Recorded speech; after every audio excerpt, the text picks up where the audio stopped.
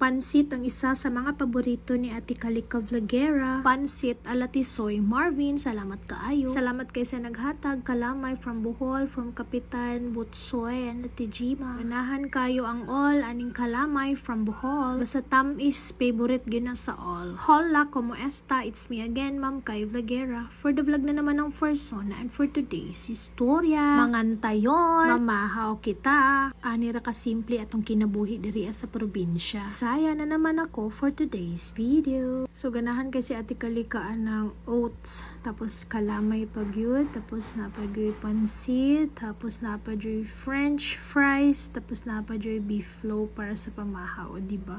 Daghan mi og pagkaon. Salamat kay sa Ginoo for all the blessings. Potato fries di ay uy, kay kwan man na patatas gi-slice tapos giprito sabay sa beef loaf. Holiday beef loaf ang ato ang brand sa ato ang beef loaf kay lami and affordable. Wana ni atuan nagyong tilawan ang kalamay from Bohol na hinatag sa tuwa ni Kapitan Butsoy. Hala mo na ni basta duha gani imong anak muna isa ka kalamay. So muna na siya. Kabalo na mo dili na ko pwede i-mention kay basig ma-violation ta ni Meta, o diba? Share og kalamay.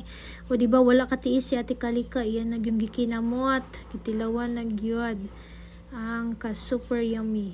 Ang kayami sa kalamay, o diba? Malias kalamay, o diba? Dan ato dito sa garden after ta na mahaw kay kuan pa dili pa kayo init. So nakisama pud ang panahon ana. Medyo na siya init pero dili pa ana kalagkit sa panit. Okay day kaayo kay kani nga video wala naghukas si Tisoy no kay ma-violation na pud ta ni Meta. Tagbaw na pud tag tabon og flower emoji sa atong video. Post na lang flower emoji ang atong video or any emoji para dili ta ma-policy issue, di ba? Kanang nudity good, no? Nudity kanang community standards.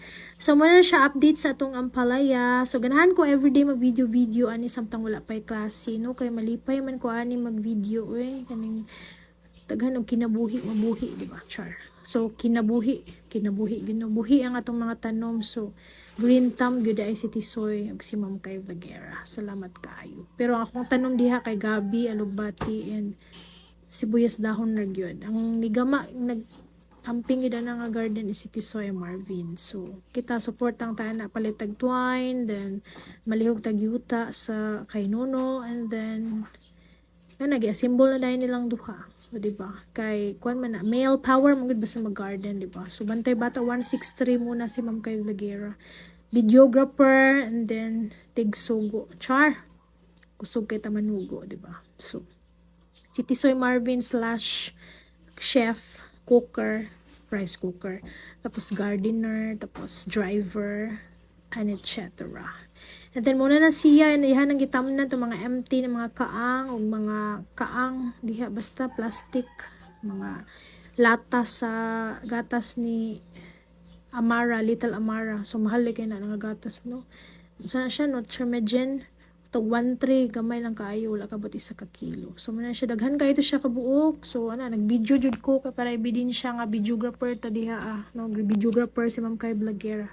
Videographer ang persona, then bantay bata 163. So di ang dapita ato na palang tabunan og flower emoji kay aron dili ta magka-violation na magka-policy issue kay Meta, kay strict kay si Meta sa to mga videos ug sa content nato ron dapat cute, wholesome, and then buutan. Kay daghan biyag mo tanaw, char mo jud daghang views. So daghan biyag mo tanaw sa to ang vlogs, di ba? Natin tanaw ani kauban sa trabaho, silingan, diri kauban sa balay, di ba?